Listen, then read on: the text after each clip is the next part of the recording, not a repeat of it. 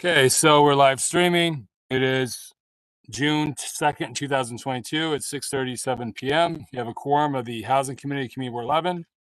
Rich, since Hazel's not in and you're the co-chair, you want to take over? Sure. I think the first order of business is to vote on old minutes. They were put on the agenda. Let me try to put up the agenda.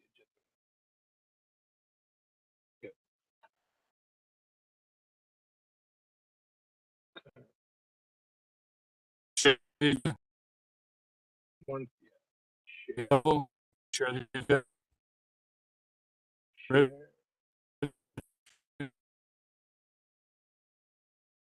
All right.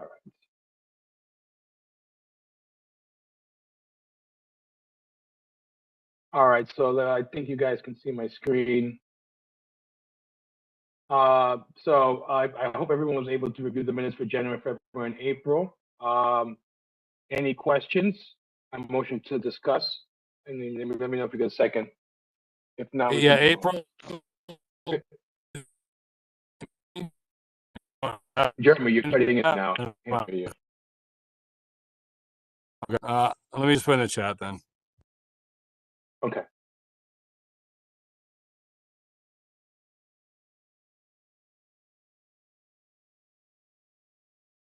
Okay, yeah. So no minutes for April yet. So we do have January and February up on the agenda.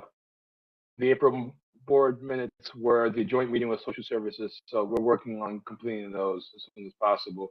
Any questions on the January and February minutes? If not, I'll motion to approve.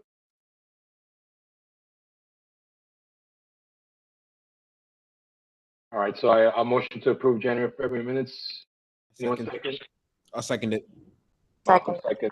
All right. Anyone opposed?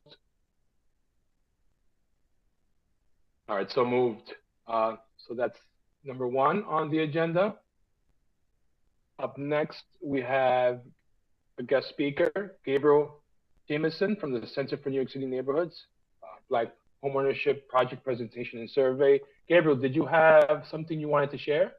Yes, I have a presentation I'd like to share with you guys. Okay, let me get out this.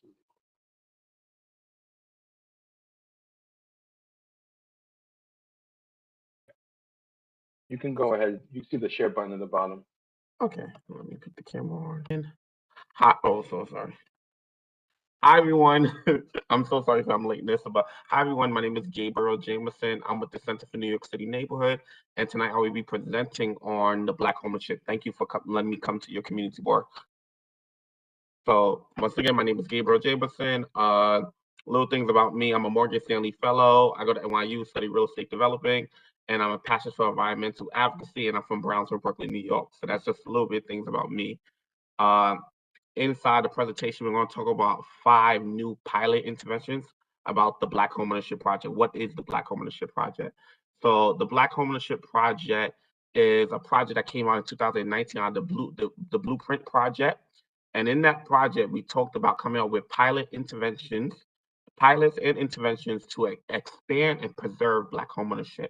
And the reason why this is because it's really a need to protect Black homeownership. Since the 2008 housing crisis, there is a dramatic drop in Black homeownership. 20,000 from 2008, 2002, from 2017, 15-year gap period. There are 20,000 homes that was Black homeowners that just disappeared from the market. They're not there anymore. So in my research, I talk about 5 different new interventions that we just came up with, and I'm going to talk to you about some of them. So the first 5 is FHA reform, cooperative fair housing, anti-discrimination, credit building, holistic counseling for senior housing, and peer-to-peer counseling. These are the 5 research proposals, pilots that I came up with that are part of my team. So this is the work that I'm doing, the research I've been working on. So the first one is FHA. What is FHA? FHA is standing for Federal Housing Administration, and why this is really important. In this intervention, we talk about federal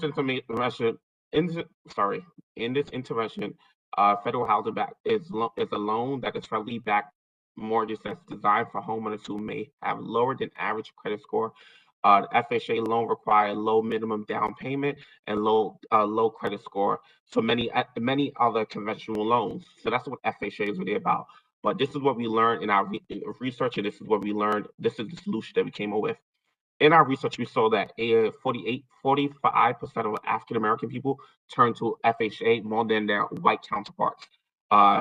We also see that FHA, a mortgage insurance premium, is more of a financial burden on homeowners across the nation, not just Black people, just across the nation. What we oppose, honestly, we oppose to eliminate the mortgage insurance premium and put more of a in exchange for a first-time home buyer counseling. So we don't think you should be paying more money. We think we should just be educating you on it, just like how we go to we go get our permit. You know, you got to go to that 5-hour class, the 5-hour class, and sit down and learn about that. We think a seminar, maybe a seminar might be even more better. You shouldn't have to pay more money to get insurance. It doesn't really make sense. So that's what FHA is really about. Also, I want you guys to know that these are the 5, like I said before, these are 5 pilot interventions that I'm working on. The Center for New York City Neighborhood have another 5 that's already up and running. I'm going to talk about that later, but they're already up and running that you guys can take advantage of. Next slide. Why is that going? Oh, okay. So the other one is cooperative housing. How does it affect Black homeowners? So what is cooperative housing? Cooperative housing is a type of housing that's owned by cooperatives made up of owners within a cooperative. A homeowner may buy a share of a cooperation that is controlled by the cooperative, which entitle them to live in the space. Just going to give you some fun fact about cooperative housing. If you look at the data, just New York City compared to nationwide, you will see that our housing stock in New York City is majority made up of cooperative housing. You would never see this in other states. And another fact that we see in cooperative housing, just a little fun fact, majority of our housing is made up of cooperative, but we also see that cooperative housing compared to on the path of home ownership, cooperative housing, single family housing, and condos, cooperative is way more affordable. A cooperative is around like 450,000, while a single family house is around like 613,000, and a condo is around $1 million. So when we talk about trying to close the racial wealth gap and get people on the path of equity, equity building and closing that racial gap, we think cooperative housing is the way to go for African American people because they get to own it and if they have equity. So we think that's really important, honestly. Another fact that we see that's really important, we see that the problem with cooperative housing, the fact that we see, and the problem that we see with cooperative housing has a lot of discriminatory practices. There are a lot of cases on cooperative housing. You would think we live in 2022, sorry. You would think that we wouldn't have these issues, like people cannot discriminate against you in this era, but people are discriminating against you because cooperative housing have a board, and on that board, they get to choose who they want.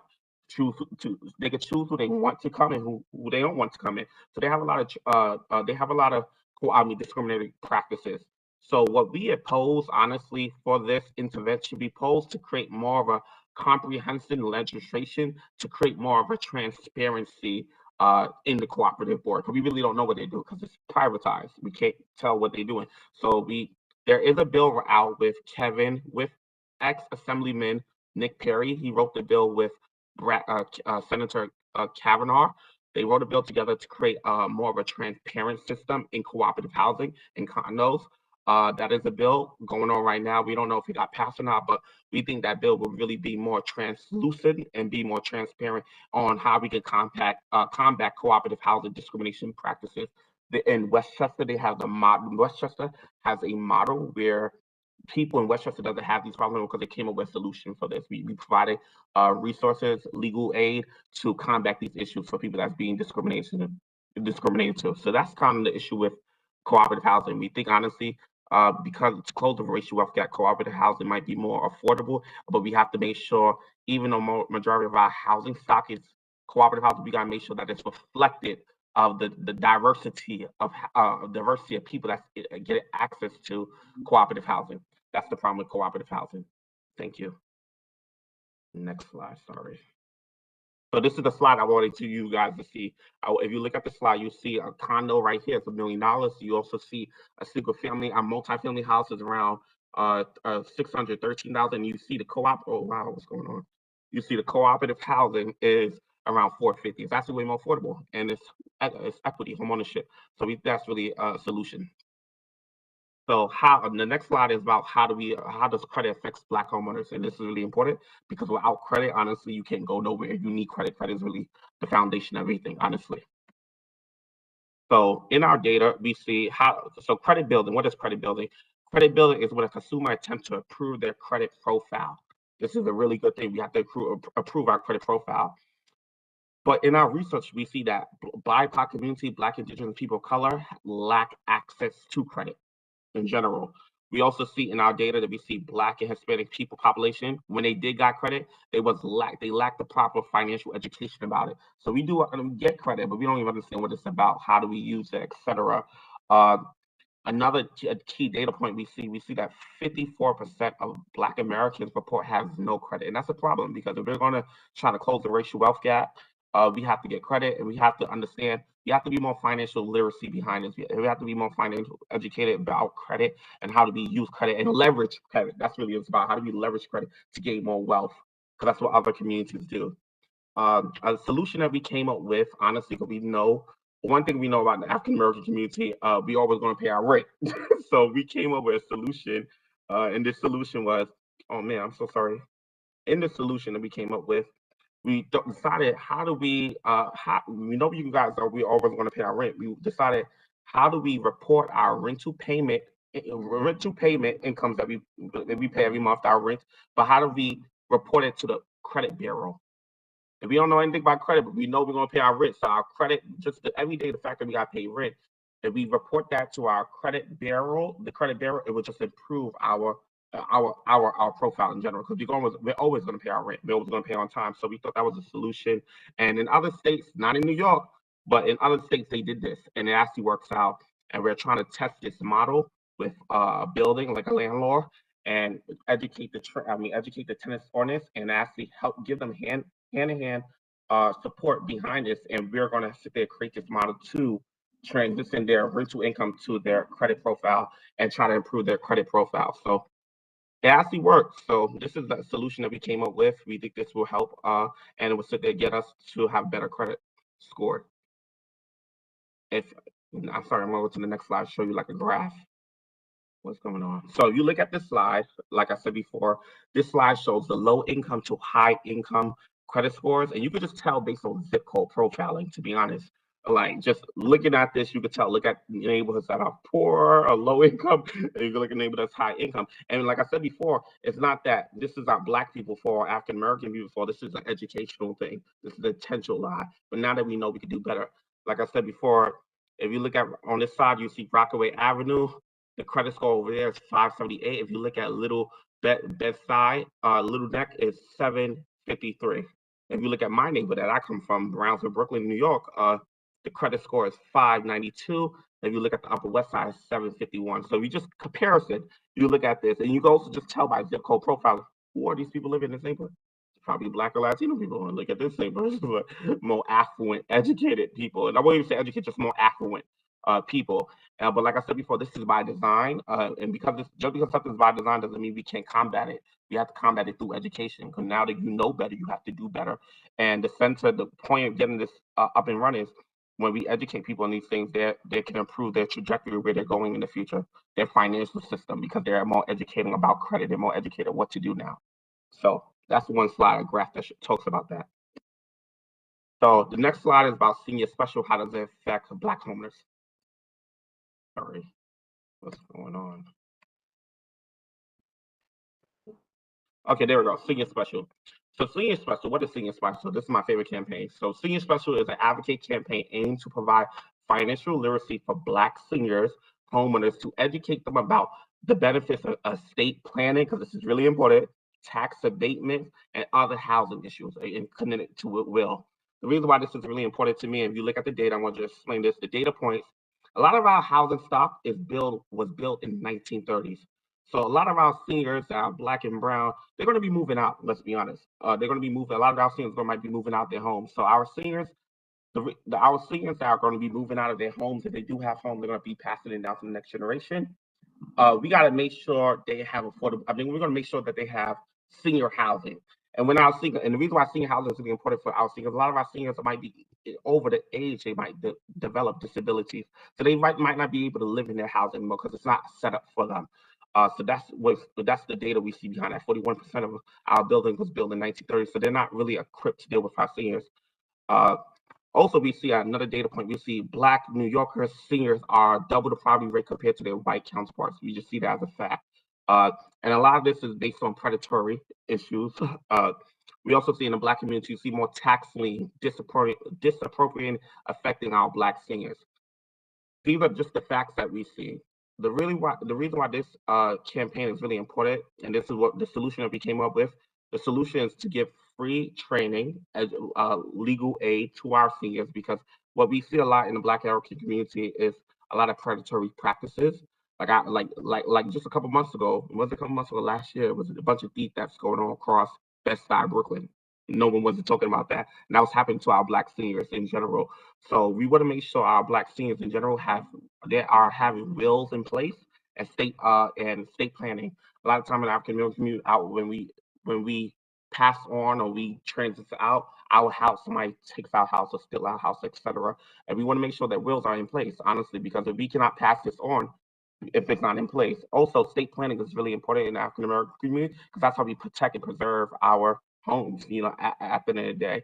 So really making sure seniors have state planning, making sure seniors have wills in case anything happen, and also making sure our seniors know that when you get to a certain age, you don't have to pay the same price of property taxes. You get a discount. A lot of our seniors don't even know that, doesn't even have the education on that. So they're paying the same amount money that they don't have to pay for because they got to a certain age. So just educating them about certain issues regarding your house, that they might have certain services that they can get beneficial from. They could benefit from just for being a senior. They could probably get their house fixed or get certain ADA accessibility benefits because they are seniors and people will pay for that for them. So this is what this senior specials are about. It's a free educational campaign. It's on the grounds to educate our seniors and provide free training with lawyers, etc., about this issue. And making so that the goal of this is honestly to preserve Black wealth. How do we preserve that? And when we preserve that and making sure that grandma house or granddad house is not being auctioned or being still right underneath them. This is why it's really important, because this state planning and wills goes over to the next generation. It protects the next generation. So that's what Senior Special is really about. The next one is about peer-to-peer counseling. How does it affect Black homeless? This is pretty much the last one. So what is peer-to-peer counseling? Peer-to-peer counseling consists of workshops that prioritize homeowners that protects on the local level, which is hosted by a network of community-based organizations that's led by co-led block captains, trusted leaders in the community. In simpler terms, because that's probably a lot for people, in simpler terms, what we really trying to do, if let's say we live in a community full of Black seniors, not Black seniors, but Black homeowners, the goal is to honestly create a community. And we're already in that community, but really, how do we connect with each other, share information with each other? So we're trying to we try to galvanize and create local community power. So if I'm on this block, you're on the next block, we should be talking to each other. Everyone should know what's going on in their block. We should be sharing information with each other in case anything goes down, and just looking out for each other, because that's the whole point. But really, we're trying to really create that community power, and also share information about effective organizing. So if we have community power, we are going to be effectively organizing. Whatever goes down on our community, we should be the first one, and we need to be moving with numbers and just letting people know about what type of benefits they get as a landlord owning a property, etc. Just sharing information, just creating that power. So just really organized power. This is what peer-to-peer really means. It's connecting with your peers that are all homeowners. You're just working together, sharing power, sharing information with each other, and just creating that type of base, kind of like a union, organized power like a union. And a simpler way to sit there, say that if you ever, I know y'all from the Bronx, I'm from Brooklyn. A better way to look at this is like, if you ever looked up EBC, if you know what EBC, y'all do know what that is. You know how the South Bronx got SB, what is it called? I forgot the organization that's kind of like EBC in the Bronx, the South Bronx something. It's kind of like that. So it's organized power. So that's what it really is, to be honest. So that's what we're trying to do here, and we're trying to bring more light to this. So that's what peer-to-peer is really about. In conclusion, I would sit there and say, why is it important for Black New Yorkers to gain access to home ownership? knowing the story about the South Bronx and the burn down, what happened there. Fun fact about my community where I come from Brownsville, Brooklyn, New York, and I'm a Nehemiah homeowner. Fun fact, Nehemiah actually started in the Bronx. People don't know that. I know my history. I actually got started in the Bronx. People think I started in Brownsville, but I got started in Bronx and it came to Brownsville. And EBC grew out of the South Bronx. I forgot the South Bronx. I forgot what it's called, but it grew out of that. The point of me tell you this is how my parents got home ownership from the islands and from America is because of organized power and Black and brown people sticking together and realize that they want more, honestly. So I think it's really about wealth creation. Honestly, we have to make sure we're closing that wealth gap. And it's a prideful thing that is the American dream. When you start thinking about the American dream, for everybody, having a house or just having access to a better quality of life, honestly, and legacy building. Honestly, it's really about how do we pass it down to the next generation. So that's my takeaway from this, and this is why I'm really passionate about this project, because I think honestly everyone deserves not a house, but they deserve a better living environment and a better built environment around them. And it should be reflected. It should be given. It shouldn't just be we have to ask for it. We should just be getting this automatically because that's the American dream. If you want to get in contact with me, I'm at the Center for New York City Neighborhood. I also have a survey for you guys. And this is my email address, gabriel.jameson@cny.org. I'm a policy research fellow at the Center for New York City Neighborhood. Gabriel, thank you so much for that. That was beyond excellent. That was great. I mean, that was good information. I wanted to open it up to any questions or comments from anybody on the call right now. I'll ask a question. Thank you. Go for it. Awesome. So yeah, Gabriel, so yeah, thank you for the presentation. I felt like it's much needed. I would love to know, like, what are things that your organization is doing in regards to outreach to different communities, and like what events do you guys hold, to spread information out and to get people more involved? So to be honest, this is what I wanted to talk about because I actually presented on the wrong slide. I'm sorry to say that. This is supposed to be my presentation. So I got two questions to answer. So the first one, let me start with this, even though I won't get to your question. Remember, I was telling you guys that the Center for New York City Neighborhood have a services already for you guys. The first service, so these are, altogether it's 10 interventions. I'm working on the other 5, the one that you just saw, and these are 5 interventions that are up and running right now. So the first one's down payment assisted navigation. This is a digital tool for home buyers and counselors that are aggregated down payment assistant resources. These are resources right now that people can get. Matches savings is to build financial capability for both aspiring home owners by matching savings. Matching savings, basically, in a simpler term, is how we raise money for elected officials. You donate $10, you get more money. That's what that is for us. And last one is landlord service education. Landlord services is educational guidelines to maintain assistance to landlords for 1 to 3 or 4 buildings. So it's 5 of them, but these are resources that you guys can take advantage of at the center right now. If you call the center, call the hub at the center, you guys can take advantage of any of these resources right now. The question that you asked, I didn't get your name, Malcolm. Is it Malcolm? Yes, Malcolm. Sorry, the question that you asked, how are we getting the word out? Honestly, we're connecting with our elected officials. We're connecting with every community board. Over the summer, the Center for New York City Neighborhood, I think there most likely, I don't want to speak on this, but I think most likely we're going to probably try and do a tour, a borrowed tour. And we're going to do like a big event about Black homeownership. So, because this just came up, it didn't just came over. This is what we've been working on for now, and it's like our new beginning. So, we're working on more engaging ways to connect. We also have an online website, BHP. If you just Google BHP, I can put it in the chat. BHP will pop up and tells you more about everything about Black homeownership, like the ideas, how it got started, etc. So those are a couple of ways that we're engaging with people besides community boards and doing outreach, but really going to festivals and just talking to people, giving out flyers, letting people know. If I answer your question correctly. No, you definitely, it sounds good. Any other comments or questions? I think I have another one. I mean, is it possible, Rich, or or Jeremy, to answer this question, that we can like do a, I don't know, like an event with them? I don't know, like some type of workshop Yes, in sponsorship with the community board. yes. To be honest, I'm actually doing that with another community board in Brooklyn. Like in the next 2 weeks, they actually invited me to come. They're having some housing workshop at their community board in Brooklyn. I'm actually going there with a bunch of flyers, and I will be giving another presentation, but like with a bunch of people for the community. If y'all want, yes, we're willing to do that.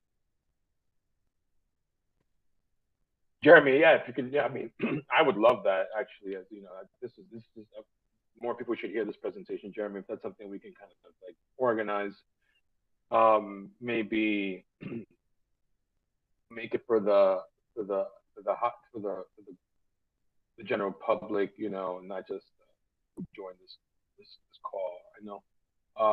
RD, you have your hand up. You go ahead and speak.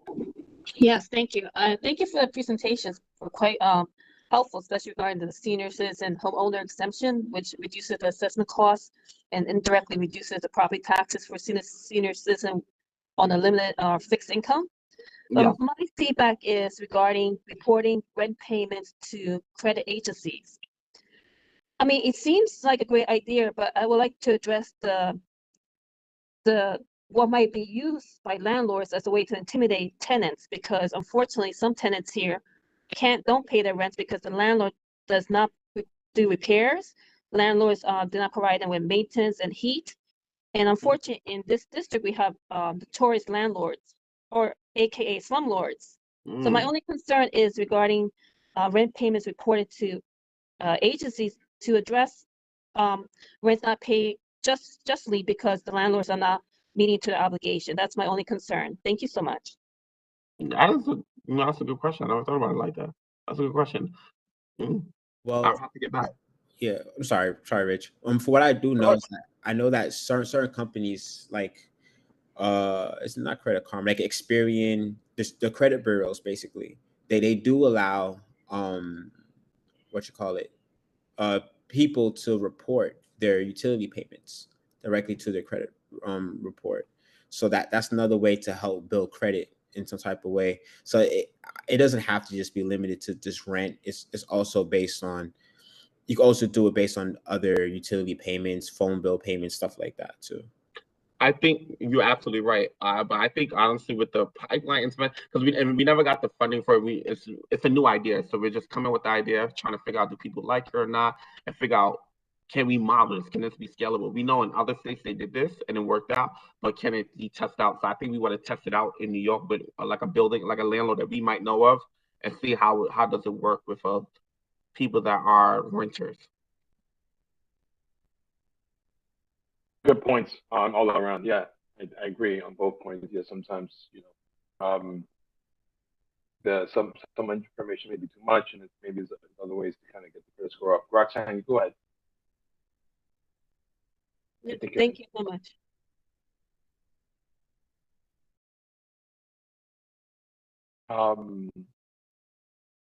And Gabriel, are you okay with us sharing this with the rest of the board? This presentation? Did I give you guys the presentation? Maybe you sent it to Jeremy, but we'll ask Jeremy if you did send it to Jeremy. I was sending you it, and the last thing I want to tell you guys, what's really important, honestly, because to get any of these things off the ground, honestly, with these new 5-inch vests, I need you guys to do a survey. Honestly, I know it might take some time. If can I put the survey in the link, and then when I put it in the link, can you guys send it out to your people and get them to email me, because I need the data. If we cannot track the data, we can't get none of these stuff off the ground. Some people might like the idea, some people might not like the idea, but if I don't know the data, I can't do anything. Hey, do you not like this? Do you do like this? So I really would like you guys to fill out the survey, tell your people, and just email it back to us. I'm going to try to. Good. Yeah, we'll definitely send. Okay, now let me try to. Google, where is this at? Hit the survey.